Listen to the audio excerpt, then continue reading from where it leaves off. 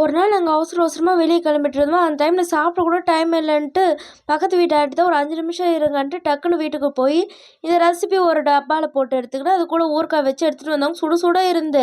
அதனால் போகிற வழியில் அப்படியே வண்டியிலே உட்காந்து சாப்பிட்டுட்டு போனோம். இன்னமும் டேஸ்ட்டாக இருந்து நானும் அதுலேருந்து யூடியூப் பார்க்க என்னென்னவோ சொல்லிலாம் தேடி பார்க்குறேன். இல்லை சிறுபருப்புலாம் போட்டிருக்காங்க.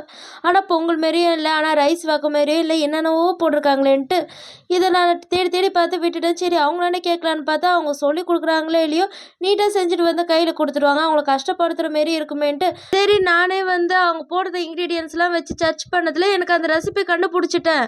இது வந்து உசிலி உப்புமாவா, இந்த உப்புமா வகையை சேருமா, எனக்கு இது தெரியாமல் போச்சு. சரி அவங்க சொன்னபடியே செஞ்சு இதை 2 விசில் விட்டு இறக்க சொன்னாங்களா, இறக்கிட்டேன். ஆனால் சாப்பாடு வந்து அரிசியாக இருந்து வெந்து வேகாமல் நல்லாவே இல்லை.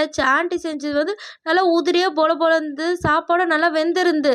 நாங்கள் செஞ்சது கொஞ்சம் கூட நல்லாவே இல்லை. சரி என்ன பண்ணுறது, செஞ்சுட்டுமே வேஸ்ட் பண்ணக்கூடாதுன்னு சாப்பிட்டோம். அதுக்கப்புறம் இந்த கோலம் தான் இன்றைக்கி வீட்டு வாசலில் போட்டிருந்தோம். எப்படி இருந்து நல்லா இருக்கானே மறக்காமல் கமெண்ட்டில் சொல்லிட்டு போயிடுங்க.